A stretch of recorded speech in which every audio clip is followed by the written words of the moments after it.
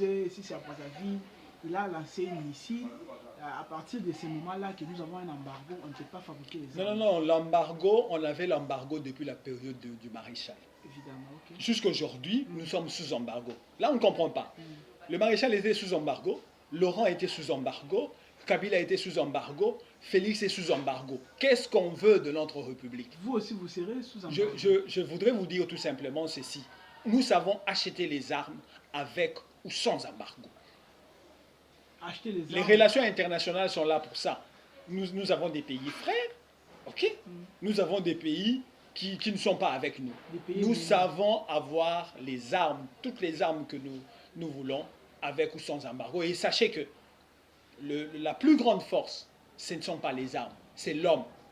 Si l'homme est bien formé, s'il a une cause à travers laquelle il se bat, les grandes armées super équipées, comme l'armée américaine, étaient battues au Vietnam.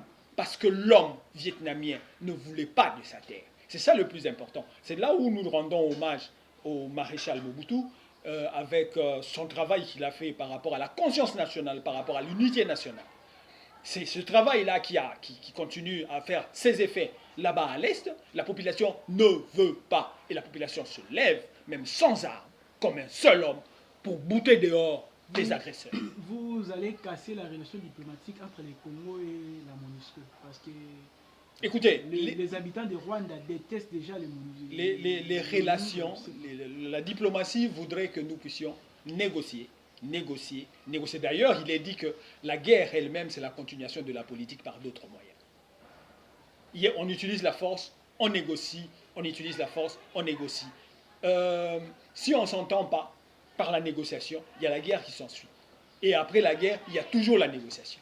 C'est comme ça. On ne peut pas rompre le dialogue, on est avec tout le monde. Mais il faut montrer ses muscles pour se faire respecter. Il ne faut jamais dire que je ne me fais pas respecter, qu'on ne me respecte pas. Il faut dire je ne me fais pas respecter. La République démocratique du Congo doit apprendre à se faire respecter.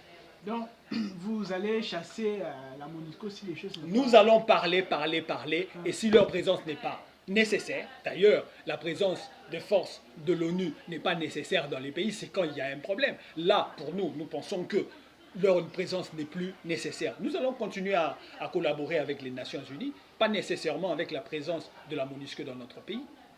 En 60, nous les avons fait partir. Maintenant, je pense que 25 ans après ou 20 ans après, leur présence n'est plus nécessaire. Ils ne sont pas venus pour s'éterniser dans notre pays.